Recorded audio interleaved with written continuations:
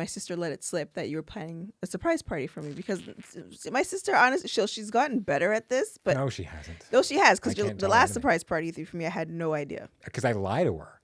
She didn't know? She brought me there. I lie to her. That surprise party she did know about. Currently, Yeah.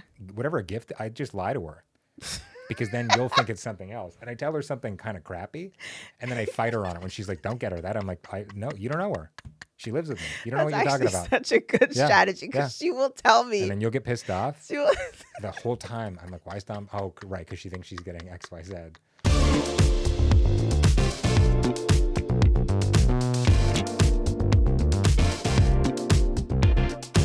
Welcome to Playing House, a podcast about keeping your relationship sexy and secure. My name is Kolter Bouchard. And I'm Dominique Bouchard, and this is a real conversation with a real couple having real conversations, joining you. We're joining each other. On today's episode, 2024 tried to beat our asses. We made the biggest career moves of our lives, and we're finally taking the time to reflect. This is the check-in episode. How you doing? Well, as you can see, I'm a mess. No, you're not a mess. You're doing great. We're all trying our best. You know, now that the holidays are over, we're coming into 2025. It's necessary to just take that deep breath. So, shall we? Ready? Yeah. A 4 count, 5 count, 6 count? 4. 4 count. We'll do square breathing. Okay. Ready?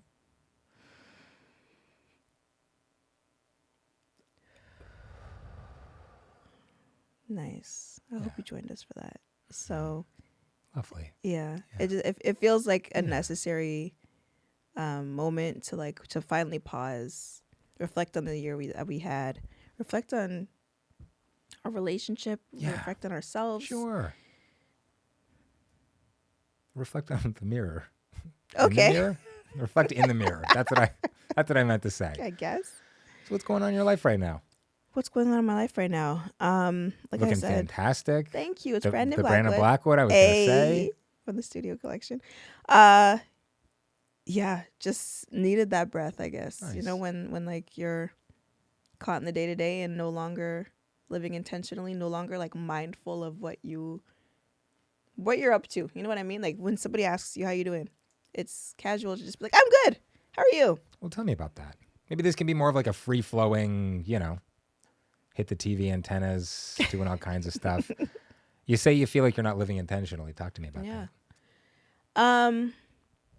I found myself, like when I'm talking to Nia, I think I've allowed myself to be wrapped up in work and not feel guilt about the amount of time that I'm not spending with her, by just saying,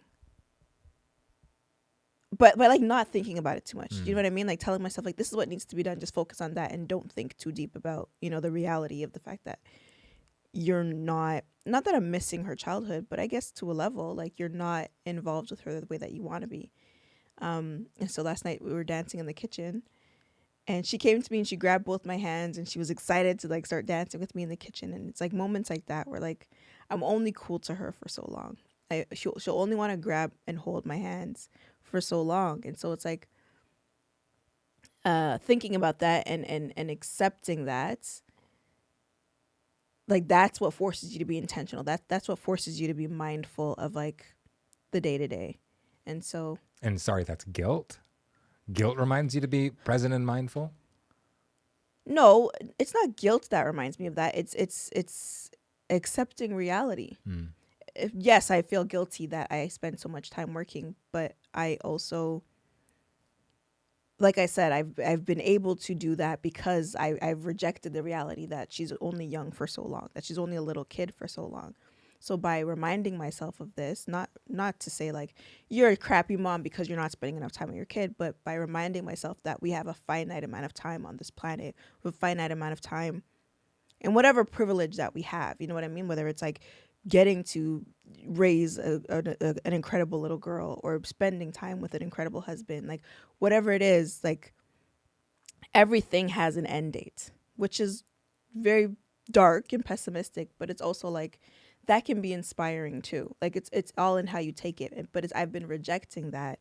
And so that's kind of been how I've been allowing myself to flow through every day without purpose and without priority, I guess. You feel like the blinders are on, like you've put on blinders and you're like, Just get through it. It's a busy season, and we'll check in when it's done. That was such a more succinct way of putting that. Yes. Well, only absolutely. because you outlined it so well. You were like Thank thinking you. about it in real time, right? Yeah. How have you been feeling? Feeling good. I gotta make time to go to the gym. I gotta make more time for Nia, and I gotta make more time for you, and I gotta make more time for me too. I get It's a lot of time. the work thing. Listen, this is the first year of launching our company full time. Like, I get it. 2025 is looking very bright. We've got a lot of great clients. We've got a lot of great work, a lot of meaningful work we're doing. We accomplished a hell of a lot of stuff in 2024. And I feel sometimes like the chaos can be kind of addictive, right? Yeah. The chaos can be addictive because when you're leaping from one thing to another, one project to another, one fire to another, right? Big fires, small fires. That's a sense of comfort. And I feel sometimes like even after a long day when I'm craving slumber, I'll still scroll in bed for 20 or 30 minutes because I'm like, I kind of want to postpone the next day because the next day is also going to be a lot of work. But I feel guilty relaxing. I feel guilty resting. And when I stop and when I actually intentionally rest, I feel like it could all disappear. I feel like what we're working toward and my identity will just disappear. And instead of doing the adult thing, which is confronting that, I just bury myself in work and commutes and driving people everywhere and just like swimming in busyness. That's what it feels like sometimes. But I also I'm going to be fair with myself. I'm going to be honest with myself. I also have been really great about a couple of nights aside with coming up from my studio at a quote unquote reasonable hour, about making sure that I'm dropping off our daughter at school every day, making sure that I'm coming to swimming classes. She has out on Wednesday, making sure that I'm taking her to dance class on Sunday, making sure also that the time that our daughter and I spend together isn't just in a car driving places, because that becomes easy. Well, we'll spend the day together and it's you did errands. It's not really, but also making sure that we are spending some time outside, making sure that we're getting, I mentioned the gym earlier, making sure that her and I are getting some physical activity by just walking outside a little bit. If we have a few extra minutes in the morning at school, we'll do we'll walk up and down this court, that we park on. And that feels really good. So it's a balance. You're never going to nail everything, but you try to nail as much as you can, as often as you can.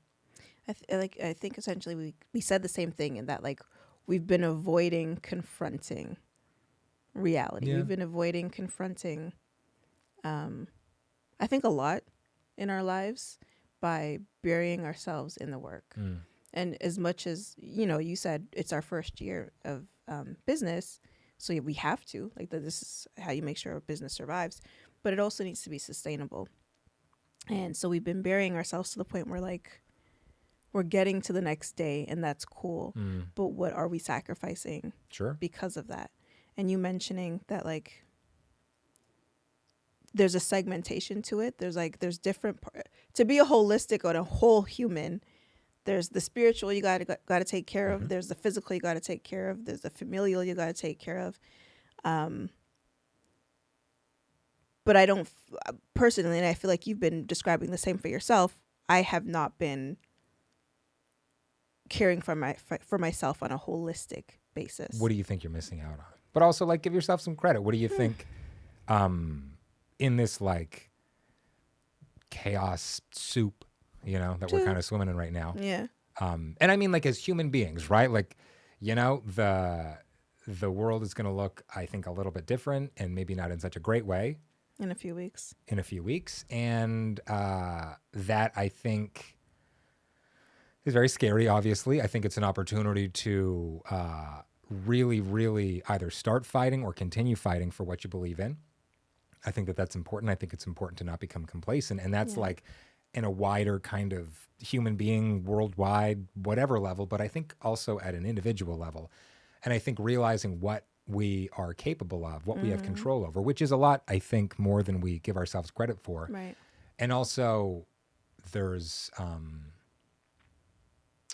this like frustrating and sad thing about growing up where you realize that some things you think you have control over, you just don't. Yeah. And it's a balancing act. Everything's a balancing act. And so on the whole, I'm incredibly excited about the next year. I'm incredibly excited about the next day, next week, next everything. Sure. And all you can do is try to do better. That's all you can do. Yeah.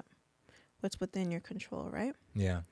Absolutely. I think so. I'm excited about this episode because we're going to try to tackle this to approach us as a whole human. So we're going to start talking about us as individuals and reflect on that. Then we'll talk about us as a couple and reflect on our relationship over the past year. And then we're going to get into, I don't remember the third one, the year overall, and talking about how our 2024s have been. Well, kick it off, please, Dominique, Olivia. Okay. So the first question, because I do have a list of questions. So we're kind of going to approach this like we would pillow talk. And that we'll ask each other a few questions and just like reflect. Amazing. That's cool. So what is taking up the most space in your head currently? What is taking up the most space in your head? I want you to ask yourself that question because I think you're going to be more honest with yourself than you would be with me.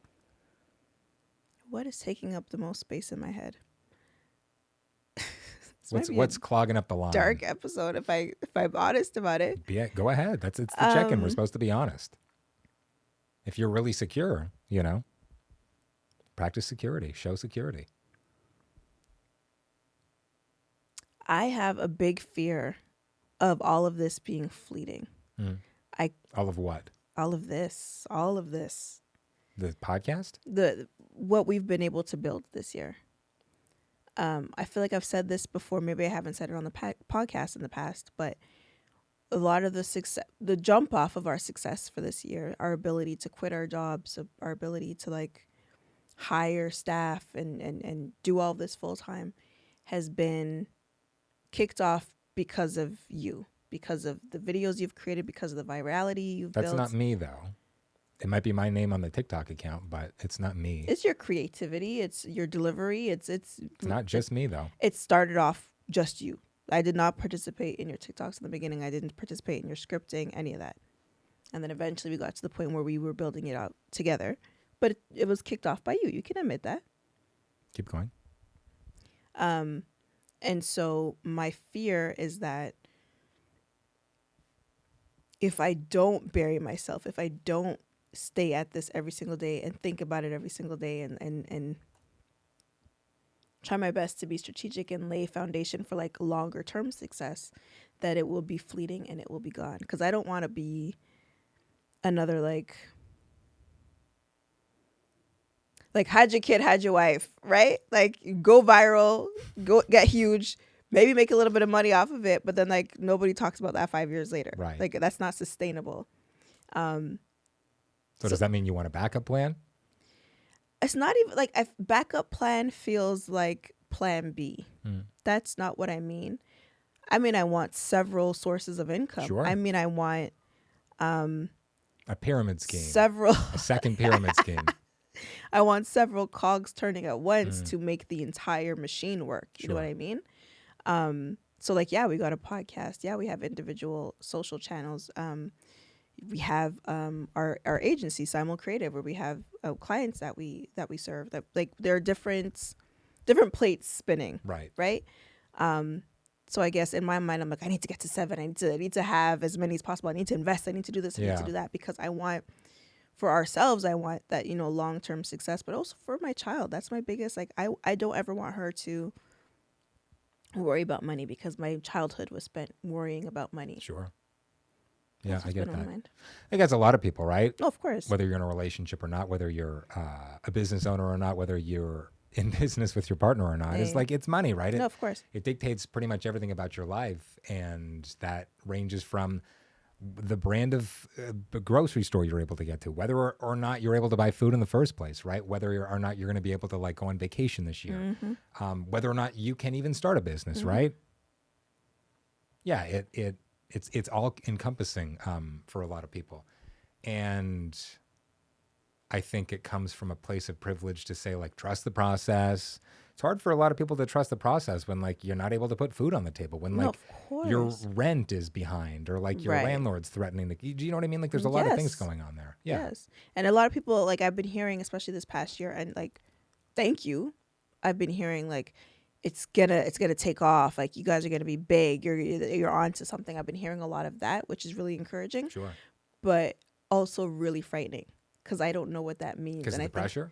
Well, the pressure, absolutely, but also just like the complete unknown. Like it's like waiting to tap into something, and like, how do I know when I have tapped into it? Have I tapped into it? You know what I mean? Like, and I feel like it shouldn't be that ambiguous. It shouldn't be that confusing. Like, I should know. I should feel when we're on the right track, right? Like, it should be like a vibe, like a soul assurance.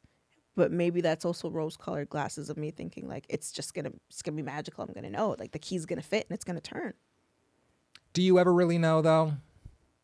Like, all of these flashes of realization.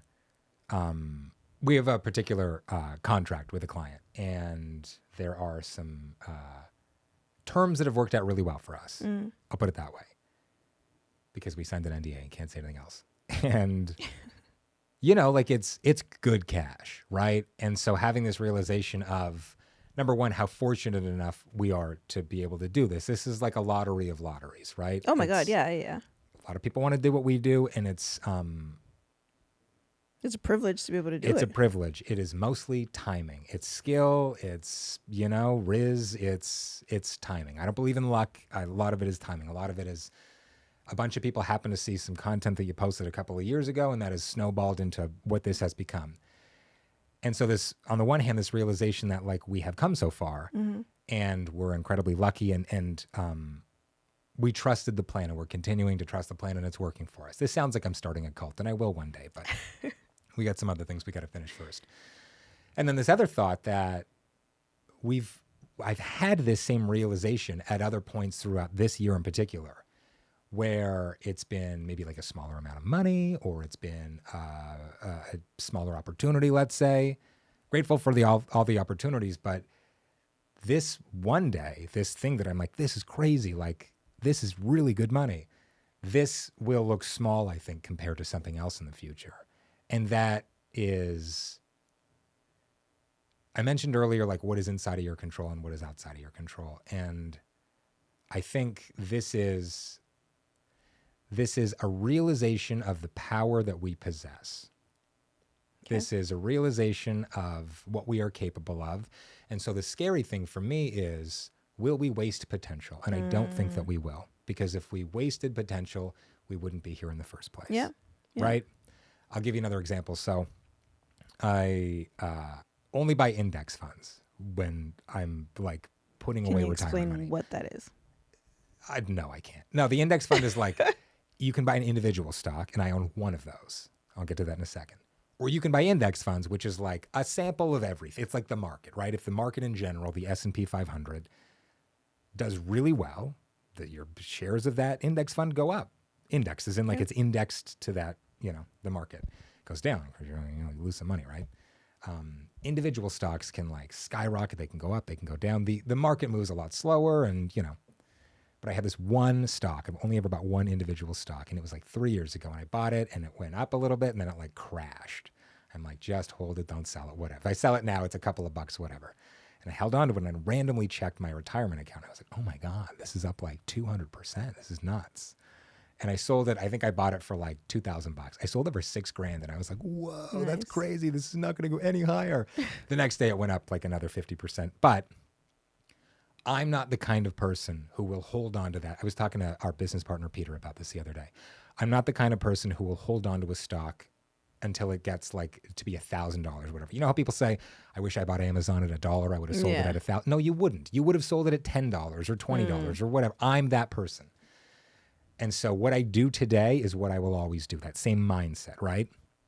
The stakes might be bigger as we have more money or a bigger platform or whatever, but I'm not really worried about squandering potential, because I'm not squandering potential today. Okay. I will not suddenly start squandering potential. Sure. I will not suddenly start holding onto a stock when it's worth 10,000 times what I paid for it. Right. I'm consistent. Okay. What's been heavy on your mind lately? And I say heavy, but I mean like what's been taking up space in your mind? That I need to be better organized. I'm not so great with time management. I'm quite time blind. And I think that that's gotten better, certainly since starting ADHD medication. But as your capacity grows, you fill it with things, right? And so I talked a moment ago about consistency. I am consistently poor with time. I am consistently busy. I am consistently taking on a lot of things. And what's been on my mind lately is better balancing that. And also taking better care of myself. I had a bit of a wake up call yesterday. I had some realizations, and it's I got to practice some more self care. So working on that, and I'm going to try leaning more into that in 2025. So that's what's been on my mind.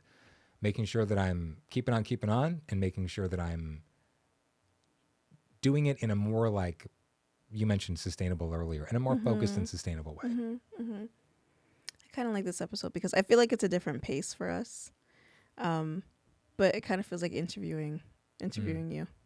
We interview a lot of people on this show, but like it's also cool. Like when we talk about being sexy and secure, it's like, and you topped it off with this, with like being vulnerable and secure, like being able to have this open conversation with you and reflect on what's going on in our lives and being intentional about that. And just so happen to have 3 cameras in front of us as we do so. Listen, I've interviewed Lionel Richie, a lot of other people. You're my favorite guest. Oh, thank you. You're my favorite subject. Thank you. You haven't interviewed Beyonce. Who has been kindest to you this year? Certainly has not been me. I've certainly not been the kindest person to myself. Who's been the kindest to me? It's a big question, eh? Maybe also me, though. Maybe I've been the kindest to myself and the least kind to myself. Maybe the kindest thing to myself was finally claiming autonomy. Maybe the kindest thing I could have done to myself was trusted myself finally. And maybe the least kind things that I've done to myself have been depriving myself of sleep, have been foregoing physical activity, have been foregoing a good diet, have been foregoing time with my family, have been foregoing time with myself. Can't remember the last time I went out to see a movie. I can't remember the last time I picked up a book just for fun. And also, like, I've discovered a lot of things about myself this year, things that I enjoy doing with my time. And I'm proud of myself for having a single hobby that I have not monetized, which is photography. And I think that photography, it's also unfair to say that because I practice photography to make me a better filmmaker. And so I've kind of monetized it with myself. Like I'm my client. I'm paying myself an exposure maybe and opportunities. So maybe the kindest and least kind person in my life has been me this year. What about you?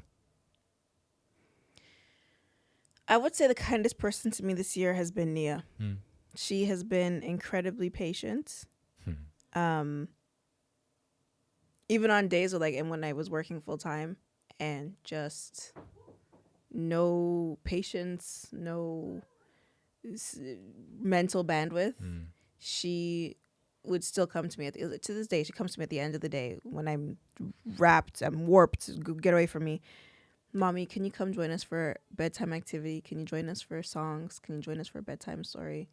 It's like, yeah, I'm too tired. I can't. Just let mommy sleep and I'll see you in the morning. Listen, 90% of the time I'm the one putting her to bed and like reading her story and all that stuff. And she'll always go, can mommy join us for an activity? And I'll say, mommy needs a break, but you can certainly ask mommy. And if she says yes, it's okay. And if she says no, it's also okay.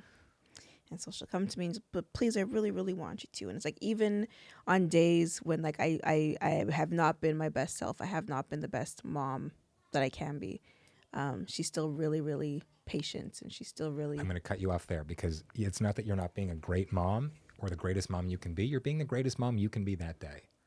Well, even when I'm not giving that much, when I'm not putting in enough effort to have more patience. But that's all you have that day. So I think it's a cop-out to say I gave the best I can that day as a mom. Like, yeah, that is absolutely, like, that's a possibility. Parents, people, we need to give ourselves grace with the fact that we can't give 100% every single day. We have different areas of our life that we need to give to. Sure. But it's not fair when I'm reserving more of that patience for like a client. I get it. Or for a stranger on the street that I can't cuss out. You know what I mean? So that, and then I come home, it's like I'm drained. My battery is done. She does that to us. She's also 4. Like what? And so it's just I always say this, like she's my temperature check. Like she's who I compare against to understand, like, am I living within my purpose? Am I doing the things that I want to do within my life? Because number one, if I'm taking time away from being with my child, is it worth it? Number two, if she were to look back and see, like, what was it that mom always did? Like, what was her job? What did she do? Is she gonna be like, yeah, like I'm proud of that. That's cool. You know what I mean? Yeah. So I think she's been the kindest person to me. You asked 2 questions. You said who's been the kindest and the meanest to me? No, I did. I don't necessarily need to know who's been the least kind. Okay. I mean, if you had it ready, cool. But oh, for sure, myself. Like I feel like most humans would say themselves. Who's your biggest critic other than yourself? Maybe your parents. They could be also your, especially if you're Caribbean. They may be your biggest critic, your biggest bro. ops. Yeah. Jeez. But with love. Yeah, lots of it. One love. That's what Bob Marley meant by one love. Because only one of them can love you at a time. That's not a joke I'm allowed to make, actually. So I agree. Dom wrote that. And gave me permission. If you were by yourself and could do anything you wanted for one day, what would you do? I think I know the answer to this. Whole day top to bottom? I'd wake up at 6 because that meant I went to bed at 10 the night before. I'm well rested. I wake up. I would go to the gym with you. I don't know who has our child at this point, but this is my world and I get to make it up. We go to the gym and then we come home and we have breakfast as a family. That would be lovely. Then I drive Nia to school or some other sort of like educational, 7-hour activity, whatever that looks like, because she needs to learn, right? And then I would do something creative. I would have a camera with me and probably a journal. And I would go and I would do something creative for a couple of hours. And then I would have lunch with a friend. And then I would get some more physical activity. I'd go for a long walk. Again, I'd still have my camera. Like I would still be engaging with the world like that. Then I would pick up Nia. I'd give you a break for a couple more hours, I guess. I would take Nia to do something. And then you'd maybe meet us, go to dinner as a family, put Nia to bed, and then you and I could like watch TV or like read next to each other or talk or something, some like intentional activity for a couple of hours. And then I go to bed. Again, at 10, because in this fantasy life that I get to make things up that have no basis in reality, I go to bed on time and I wake up early and I do things, What about you? The key to that question was if you were by yourself and you built it around the family. Well, we are one, so certainly you and I, but also we made our child, so. If I were by myself, I could do whatever I wanted for the day. Bro, I'm getting a massage. I'm going to the spa. What kind of massage? You are probably hearing why right above our heads because our daughter, the babysitter, are running up and down right above us right now. What kind of spa? There's like, what kind of massage? Oh, what kind of massage? Okay, I got a deep tissue massage pretty recently, and that was painful. Yeah, it's good though. It's so good, but I feel like I'm getting my money's worth when I fall asleep. And you feel like the opposite. You're like, I'm paying for a nap. No, I'm paying for you to put me to sleep. Paying for a good nap, but. Truly, I want to wake up refreshed after that's what I'm paying for. Like, let me rest and you work. Sure. So I really don't care. Okay. Yeah, get 5-course meals throughout the day. Several 5-course meals. Several. I think you're gonna be full after. Well, they're small courses. Okay. Like breakfast is like a carrot. Like a mouse meal. That's a course. Right. Okay. These fancy places. Yeah. Yeah. So the day at the spa, and then the ability to like go out afterwards. I don't have to run home to like run to school pickup or something. Like you and I can see a movie after. You and I can go to another 5-course meal, for example. You're at the spa. You're there alone. We see a show. What are you going to see? See like Lion King, the musical. You know what I mean? Nice. Just you. No, like I said, you and I can. No, this is just you. So how come yours can include daycare and school and stuff? Because I used a technicality that only one of us can use. You know what? Yeah, I'll go by myself. Good. Well, there will probably also be other people at the Lion King. Although this is a fantasy, so like maybe you buy out the whole theater. The last time I went to a show by myself, I saw Mean Girls, the musical, and this lady behind me was walking and just complaining about the whole thing, saying how like people who come out to the theater have no tact and are so tacky and right. And so I think I flipped my hair. Yeah. Just to annoy her because she's walking behind me, and then she starts cussing. Oh, this girl in front of me, and what's wrong with her? Da, da, da. So I turned around. I'm like, so what's Step good? Up. And she's like, who's talking to you? Like we were ready to fight in the middle of theater. Damn. So maybe I will not go to the theater by myself again because Don't do it. Just bring some pepper spray or a gun. It's illegal in Canada, both. You want to read the next question? I mean, like a Nerf gun. Oh. Filled with snakes. Or very angry gerbils. And then they like bite you on the nose or something like that. Yeah. What are you most grateful for? This year? I mean, yeah, it's a 2024 check-in. I am most grateful for, and I do a 5-minute journal. It's supposed to be every morning, but I did it this morning. Good for you. Yeah, the last date was October. I wrote this morning that I'm most grateful for being able to work for myself, meaning I set my own schedule. I do work that I believe in with clients that I get to choose. And even on days when I'm stressed out and I feel like I'm drowning, and then I remember, girl, if you weren't doing this, remember you'd be at somebody's desk right now. You'd be typing. Counting down the hours.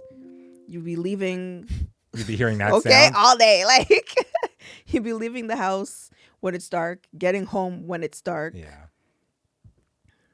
To be fair, some days I'll come down to the studio and it's like I've just dropped off Nia. So it's still like it's not high noon, right? Sure. And then I'll look up. I have a single window down here, which is partially obscured by the deck. I have 7 square inches of window. And I look up at my little glass postage stamp and I go, oh, it's dark again. Oh, great. Time is it? Oh, 4:45 p.m. Yeah. That's great. Love this. Well, time to be seasonably depressed upstairs. A little CZ depresh, you know? But like, I get to choose. You got to choose that you were going to stay down here all day, right? Listen, if I've got to be seasonably depressed anywhere, it's going to be in my own I'm just saying, like, company. It's within your power. When I was stuck in an office, it was not within my power. I get to choose, like, I guess I'll take a lunch break now. I guess I'll take a 15 now. Also, you know what I mean? You get to choose a gift card at Christmas time in lieu of a bonus. And then you get taxed because it's a taxable benefit. My last job, we got that. They took it away the last year I was there, though. But you got to choose. You get to choose. You get to choose a few things at the office. So I think it's largely just like choice. Okay. I'm grateful for autonomy. Yeah. Great word. Yeah, you gave it to me. Thank you. You're welcome. Just like life and a child and a ring, which I almost died in a car accident getting. But you know, the thing I'm most grateful for. The ability, like, same thing with autonomy, but I think specifically the ability to, for 10 years in radio, and this isn't like me dunking on radio. I loved radio. I am so happy that I did that. That trained me to be able to do this. But I remember so many times having ideas that I wasn't allowed to execute on because of budget, because of whatever. Not that we have an infinite budget here, especially we do not. The last company I worked for was like $1 billion company. I'm glad you're recognizing this. What? But I've been able to try so many more things because there's not a risk of like, oh, what's my manager going to say? Yeah. There are no levels of approval anymore. The Karens are asking for me. The Karens have always been asking for me. Karens are your demo. The Karens love me. The Karens love me. Give me a middle-aged white woman. I know. Buddy. I don't know what it is. It's because they look like their sons. Or they're like, oh, you're like my son or whatever. They love it. And I love them. Keep cutting them checks, baby. Nah, you're great people too. But being able to like have an idea and just go do it. Dude, I shot a goddamn documentary this year and edited it and had a vision for like what this podcast could be and what this studio could look like and the clients that we should approach. And I'm not saying that I'm making and certainly not all the positive, but I'm not making all of the decisions with our company, but like I've been certainly given the opportunity. I've certainly taken the opportunity to try out some things that I've known for a while would work out. And God damn it, did they ever work out? Yeah. That's been really cool. Yeah. And I'm excited for all like the new creative stuff that I want to try next year. I know we have a goal setting episode coming up. And so a preview of that is I really want to shoot a motion picture in film this coming year. And I'm not talking like, a 2-hour like Marvel entry, but I want to shoot some project in even like 8mm. So also by and far the cheapest way to shoot film. 16mm, expensive, 35mm. I would need a lot of them. I need someone cutting a big check for that. But it's not like, if I get no, bitch, I'm taking the opportunity. I'm making the opportunity. Nice. I'm going to do this. Nice. And I feel like that with a lot of things. So that's what I'm most grateful for this year. Amazing. Now we're going to talk about our relationship. Yeah. Woo. Getting there really close. Okay, go ahead. What? I sounded like a bug there for a minute. Okay. What's one memory of us that you often visit in your mind? When you came over to my dorm for the first time, and I was outside. I was wearing a jacket from Danier Leather, and I was smoking a cigarette. Oof. And I remember what I was wearing. It was this like striped. I had two. I had one in gray and one in green. This like striped gray and white shirt. You know what's long nice sleeve. when I was wearing light blue jeans. You always did. And a pair of cowboy boots, obviously, Yes. at the time. Were there socks this time? I never wore socks with those Ew. things. Yeah, listen. If you can believe it, I used to be even whiter than this. Uh-oh. But I always washed my feet from day one. Always washed my feet. Okay, and your dirty tub. Good, Yeah. good. That's why the tub was so dirty. Ew. On my foot dot. Okay, keep going, please. Smoking a cigarette, and you were walking towards me, and I was so goddamn nervous. And by the end of that encounter, we were making out in my dorm room. That's not true. We were kissing. No, we were not. Oh, kiss on the lips. Yeah. Absolutely not. That was the lip smacker day. No, it was not. I'm pretty sure it was. Here's the actual story. And we had a couple of drinks in my dorm. Yes, Yeah. we did. But that was a school day. Yeah. I was waiting on campus because I lived an hour away and the you lived on boonies. campus. The Scarborough's not the boonies, but thank you. It is when you're downtown. And you messaged me and said, "Hey, if you're on campus, I live in the residence. Come over." And you were there with a friend of ours. Yeah. I guess no longer a friend of ours, like an acquaintance, somebody Sure. we went to school with at the time. You did the dollar wine. Oh my God, let's Get up. Go ahead and do it. That's so embarrassing. Do it. So I'm certainly not going to do how'd that it. even come up? Is there like a European Union of Caribbean countries? Like the West Indian Union or whatever? Anyway, don't know. of the leaders of the Caribbean countries are going to say, this man is not allowed in any of our countries anymore. If he does this, I'm not doing the dance. How did it come up? This person, Yeah. we make it seem like we're enemies or something. No. We just haven't kept contact since also we they changed graduated. their name and they may have changed it again. I don't know. So we can only refer to them as this person. Also, they were dating somebody at the time who also was in our program. Yeah. And you thought that they were brother and sister. They looked very similar. They did. They really Yeah. did. They were doppelbanging. That's when you have sex with someone who looks like you. Doppelbanging. Sounds exciting. Yeah. I wouldn't know. Never had sex with a white person, but except myself. Here's the thing. She encouraged you to do the dollar wine, and you did it. And it was a ton of fun. That was it for you. Yeah. Yeah, so that was that day. And then another time we were studying. You invited me over to study for an exam. No. I'm telling you. This time, the exam night, that was the night that we fooled around for the first time. Yes, that was also the first time I kissed you. I don't think it was. But you don't have to. But I remember the timeline. Okay. Well, that's what you revisit. Yeah. Okay. Clearly, I need to revisit it a little more often because apparently I don't have my facts correct. A memory of ours that I revisit often. It was gonna be that time. So it's okay to have the same one. It was okay. The first time we both said "I love you." Again, it was in your dorm room. Magical building. That's where we should have our vow renewal. It's in the International Living and Learning Center at Toronto Metropolitan University. You threw me a surprise party, and Oh no. your friend showed up, and my friend showed up. So there were 2 people total. But your friend sang at our wedding. Oh yeah, like I've known her since I was 4 years old. She's a ride or die.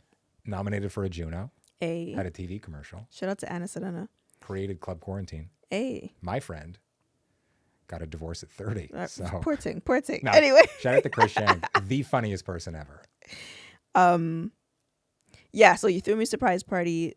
We went to bed, and the alarm went off. The fire alarm. So we had to go downstairs to the lobby, and it was also exam season, so people weren't allowed to have guests in their dorm room past midnight. So a lot of us did. So when it was time for us to head back upstairs, they're like, "Oh no, she can't go upstairs. She's not allowed here. It's past midnight." So we had to camp out in the lobby with a bunch of other people who also had guests over. And so we're like curled up in a corner. I think you went upstairs to get like your blanket. I brought down the blanket. Yeah.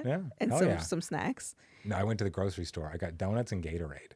Oh wow. Yeah. Okay. So My queen needs to eat. We curled up in a corner, and I remember asking you, like, we were probably half asleep, and I'm like, "Do you love me?" And you're like, "Yeah." And I'm like, "So say it," because I was about to say it first. And you said, "I love you." What a cock, right? Still paying for that. Still paying for that today. Goddamn. So I revisit that pretty often. Yeah? Yeah. Boston cream donuts. Grocery store. I don't like Boston cream donuts. Wow. Turns into one later that night. That's not true. Yes, they are stuffed with custard. And red Gatorade. Wow. Love red Gatorade. The best Gatorade. I prefer blue. What made you realize you were in love with me?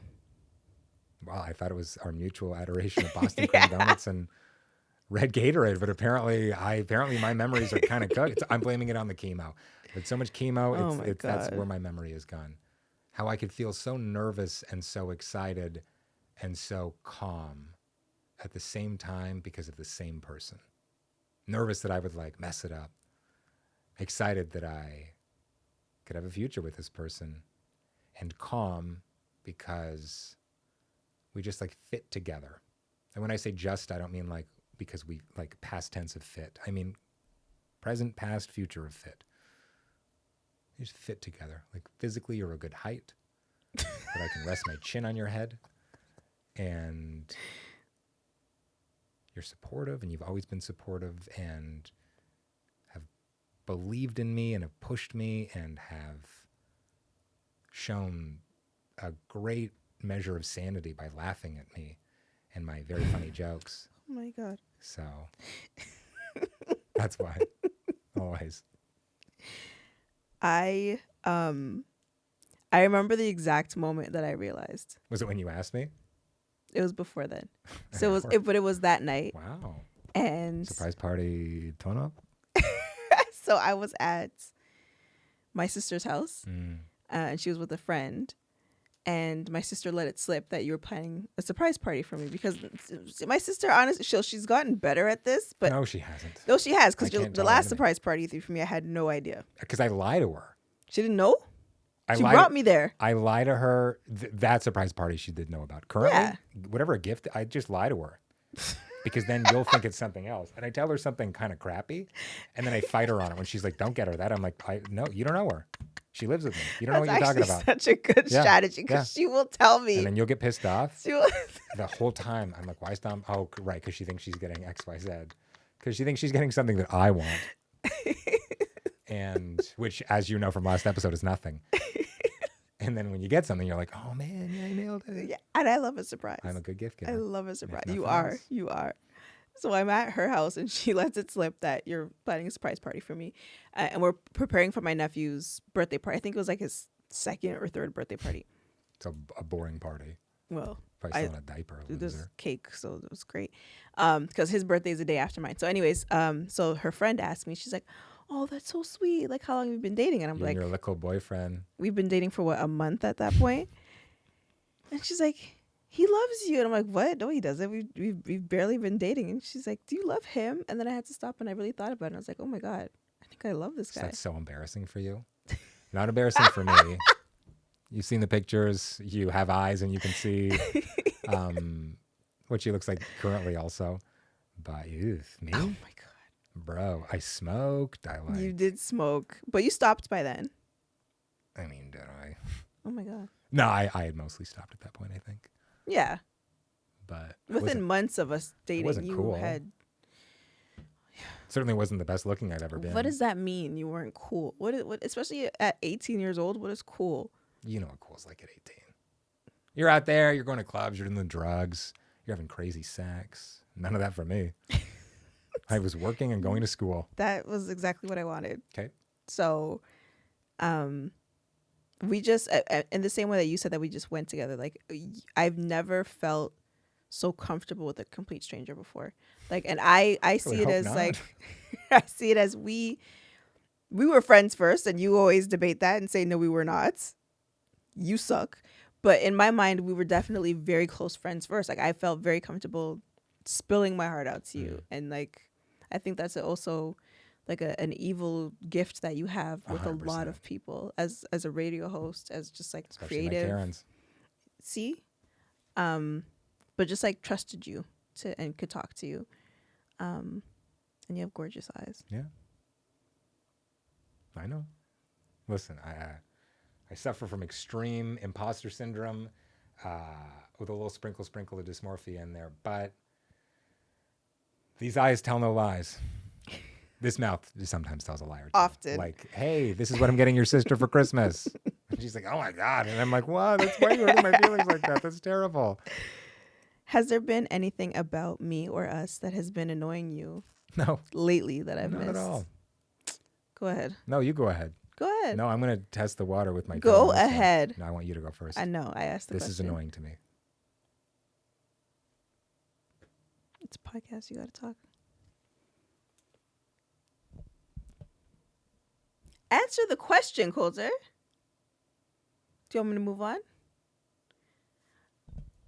I want you to go first. It's the podcast about being sexy and secure. Answer the question, So Kolter. the sexier person should go first. Kolter, answer the question. No, don't give me attitude. You go first. Is there anything about you or us that has been annoying me lately that She you've says through missed? clenched teeth. It annoys me that you don't take care of yourself. Yeah. Okay. You spoke about that earlier. That like I didn't name any names. that you Really outed yourself there. want to go to the gym more, that you want more rest, more time out of your studio period. Yeah, that's annoying to me. I don't think you missed that because I've communicated that. Yeah. Okay, be more specific. In what way? You say you take, how did you phrase it? You take a great deal of stress or something that I do that's annoying you, and it sounds like it's a lack of something. It sounds like it's a lack of caring for myself. Yeah. How does that affect you? Prioritizing yourself. Well, because like I've seen you when you are at your best mentally and physically. Mm-hmm. I've seen you when you make time to go to the gym 2-3 times a week. And I don't even mean like the results from the gym. I mean the results mentally from the gym of like moving your body and having dedicated time to yourself. I see how proud you feel when like you're able to dedicate time to like being creative and like writing and reading, and like seeing how proud you are. Like there's one year where you read 52 books or 30, 62. an insane amount of books. And just like I see how happy you are when you're like discovering something new with cameras and like learning something new. Sure. Like when you dedicate time to yourself, I see that you're at your best. So it annoys me or impacts me when you aren't able to do those things, because I see how frustrated you get, and I see how it impacts the way that you show up in the world. It impacts the way that your mood in your day-to-day life, and it impacts how we can interact with each other as a family. Because in the same way that, like, if I'm giving my all to my job and at the end of the day I have nothing left for you and Nia, I mean, it's not fair to me. It's certainly not fair to y'all. And it's the same way when you don't dedicate that same time to your own self, and you don't, you know, pour into your own your own hobbies and habits that you want to build, and yourself mentally. So does it annoy you because of how, like, me being in a garbage mood, me being difficult to be around, me not looking a certain way, me not, like, how does that affect you? How is that annoying to you? And I'm not trying to challenge you on any of that. Sure. I'm trying to find out, looking for an honest answer about how that affects you. Because it's one thing to say, it's annoying that you're not doing a bunch of great things for you, for yourself. Sure. How is that affecting you negatively? Where's the selfishness in that? Sure. Every winter, oh my God, there's makeup on my dress. How? Every winter. I suddenly have makeup on my shirt now. Get your foundation on me. We haven't even touched. Black foundation, man. It just gets everywhere. Every winter, you bring up the conversation of antidepressants. That you, like, we know that I'm going to have a difficult time, as I do every winter. And we should get ahead of it, and I should talk to my doctor, and I should do some research and, like, see what my options are. Sure. Because we know what happens.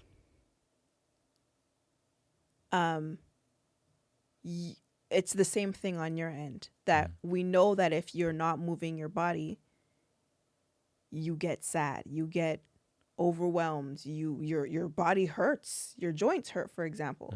And then, so to ask me how that impacts me, well, yeah, if you're miserable, of course that impacts me. Of course that impacts our family. So it's not about, like, see results, get an 8-pack. It's about, like, take time for yourself to pour into yourself so that so that your cup is full and you can have a fuller life. But you're still not, like, I like how you phrased it a moment ago. Where's the selfishness in it? How is that affecting you negatively? Like you mentioned, okay, like physical activity. I feel like my looks have changed in the last maybe 6 months of not going to the gym. I had that dog shoot. That was a catalyst for it. And then I've made a bunch of excuses. I hurt my foot pretty bad. I hurt my ankle pretty bad. Same foot, same ankle, rough, same side of my body. Not a fan. But, like, I'm aware that I look different now. And it seems like that has been maybe a difficult change for you. Because, so you're considering the physical results of all this. So you brought it up. No, you have literally, I've never mentioned finish physical. my sentence. Okay. You had brought up that you were the wake-up call I had yesterday. You had mentioned that I'm not moving my body. I'm not getting enough physical activity, that I'm eating very poorly, that I'm not practicing my best hygiene. You had said the day before, had asked me if I had showered yet, which I had, including my feet. You had asked how long it's been since I've done my skincare routine, my nighttime skincare routine. So I'm curious how that what that, like, change in my physical appearance has been like for you. Because I'm gathering from all of that that you are not a fan currently. Okay, immediately no, because I don't even see a physical change. In fact, I comment very often that, like, the fact that you complain about not going to the gym and complain about your eating, but still can keep the body that you have, and how jealous I am of that. But I don't have that same body anymore. Okay. That's not what I'm perceiving at all. I'm going to answer your question with a question. Sure. How does my not taking antidepressants when I know I'm going to be depressed over the winter time impact you? But I'm not talking about emotional well-being right now. I'm talking about physical appearance. Okay, but that's the difference as well. That I'm not talking about physical appearance. I'm talking about go to the gym for your mental well-being. I'm talking about eat properly for your mental well-being. I'm talking about practice your self-care routine, your hygiene routine for your mental well-being, because all of those things, I don't know if you notice, but you speak about it very often. You speak about how badly you feel that you haven't gone to the gym, that you haven't gone for a walk. And then after these things happen, you always come back with a completely different demeanor. It has nothing to do with like the physical about it. It's the fact that you come back a different culture, a happier culture, a more prioritized culture, and therefore can bring your whole self to the relationship, to the family. That's all that I mean. I don't mean like get an 8-pack. And I said that before. I mean, prioritize yourself so that you can be a priority and you can feel better. And that's the culture that will show up every day at home. That's all that I mean. And so when I asked you, when's the last time you did your skincare routine? Because I remember how good you felt. You sit in bed and you do your oil cleansing and all that. And like you'd comment on how like good it felt to have that routine. There's benefit to just like even little rituals, something as simple as that, prioritizing yourself and doing it for you by yourself helps you to feel better, helps you to feel prioritized. That's all I meant. Okay. I'm sorry. I didn't realize Don't apologize. Own it. That you perceived it as I'm telling you that you don't look good, because that's not at all what the hell I meant. It's also none of your business how I perceive things, right? I'm asking questions and I'm trying to figure out where I'm letting you down. I say all the time, and I said it on the last episode, that the only currency that I deal in is your approval of me. That's the only validation that I need. And so I'm sorry for letting you down. There's a lot to that, because it's a matter of if you're in the right headspace, you can also provide yourself with that affirmation. I'm a white male. I'm arrogant enough. Maybe I just need to lean more into no that. arguments, but if you're in the right headspace, you're able to see your own worth. You're able to see what you're bringing to the table. And that doesn't mean that I, as your partner, should also be affirming you in that way. Absolutely.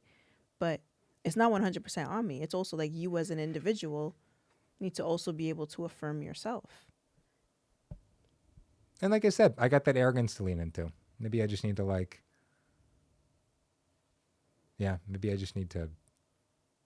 I don't know what I need to do, actually. What's been annoying me? Before you jump into that, do you understand that why I'm telling you should get physical activity in and just like self-care, self-priority as a whole?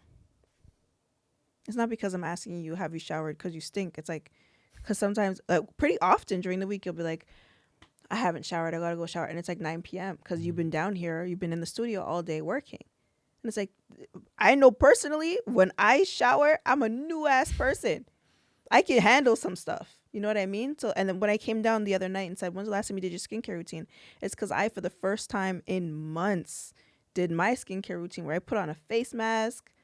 I did a lip mask. I did all this stuff. And it's like, oh my God, I feel like a brand new person. When's the last time you did this, bro? Mm. That's it. It's not me saying anything about you physically other than how sexy you are. Oh my God, I love you.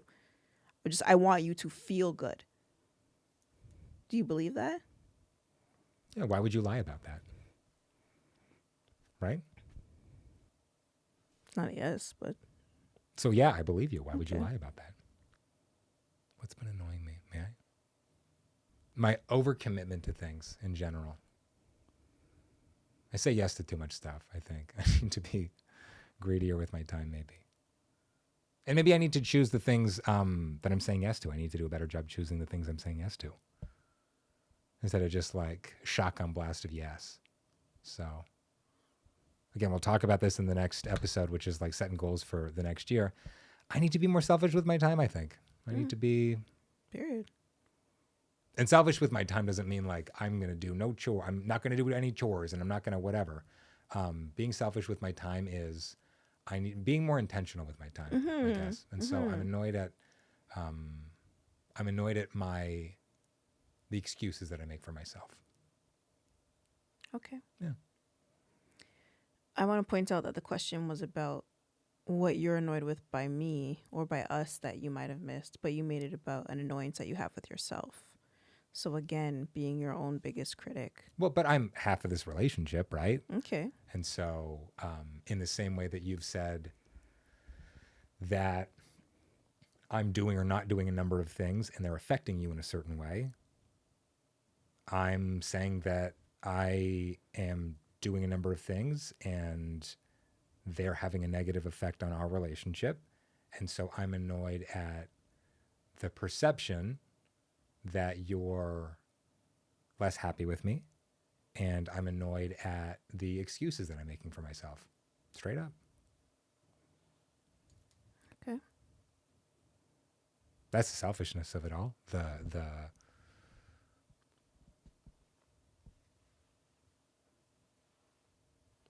feeling like,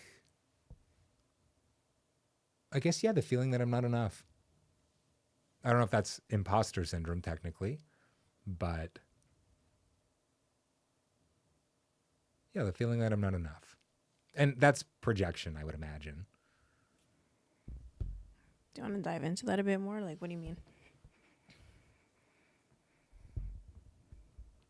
I mean, like the thought that I'm letting down, the reality that I'm letting down my wife, the reality that I'm letting down myself and my child. And I talked earlier about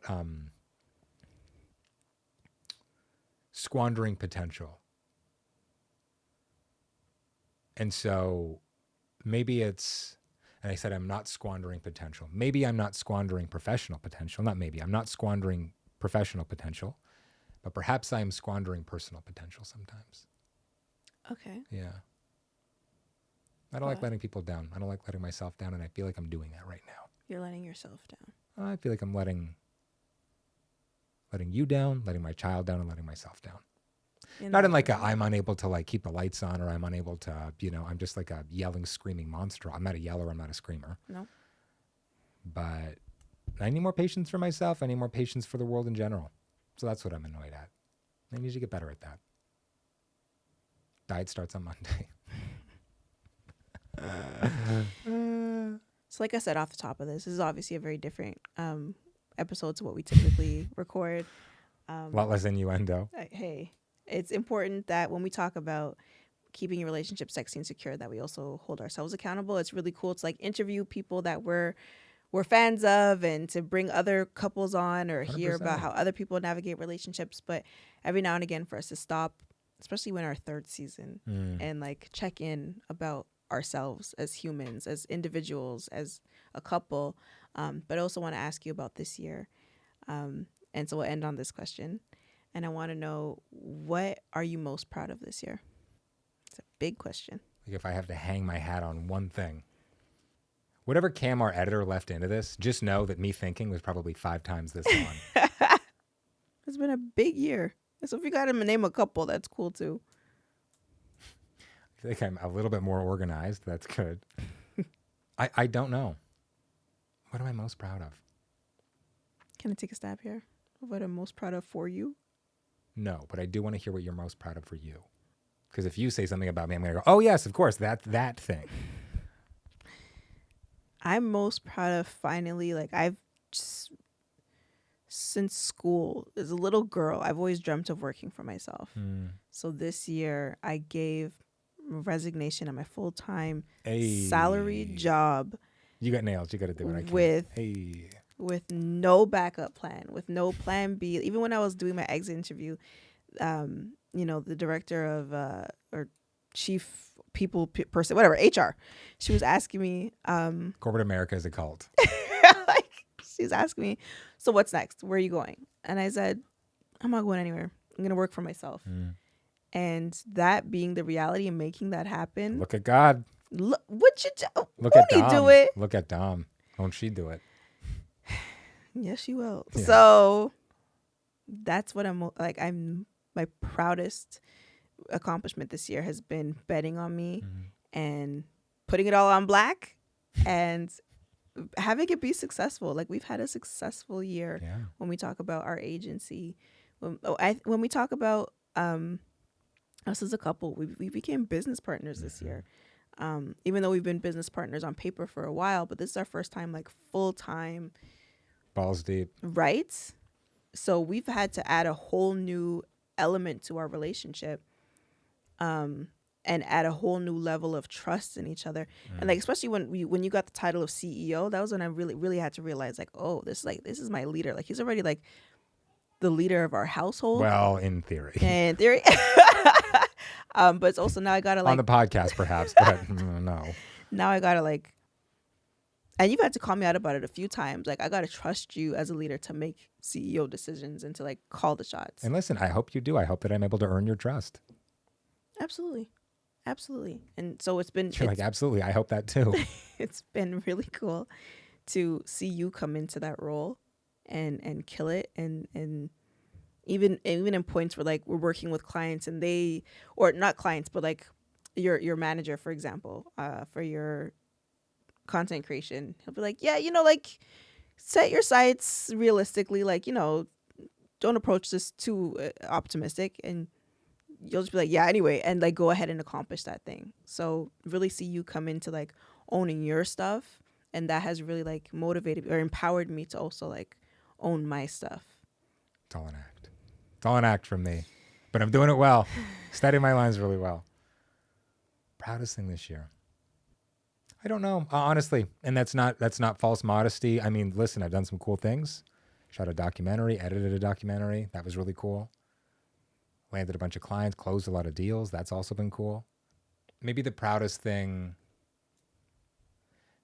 I'm most proud of is finally being excited about the future. A couple of years where I was dying from cancer, and I know that I didn't look, but I'm sure that you rolled your eyes at that. But why would I roll my eyes at dying of cancer? Just because like it's kind of become like a bit on the show, but finally feeling exciting, finally allowing myself to plan for things, finally planning. That's what I'm most proud of. Finally realizing that things don't need to be done in a manner of weeks in order for something to be like considered successful, that it's okay to have like a 2-year plan or like a 5-year plan. And 2025 will mark in September. That'll mark 5 years since I got diagnosed. And next summer will mark 4 years that I've been in remission. And I'm planning. That's what I'm most proud of. Thank you for asking me that. I love you. I love you too. Follow this man at Kolter Talks across the internet, Instagram, TikTok, YouTube, you name it. And follow this woman at that same address. The same.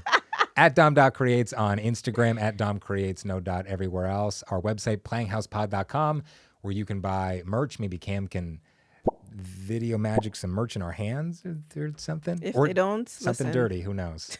We're going to find out together on the episode. Playinghousepod.com/shop for merch and a ton of other groovy stuff. And we'll talk to you next year. Happy New Year. Happy Wishing New Year, y'all baby. an incredible 2025. Listen, keep the faith, y'all. We need to. Yes, clap with me.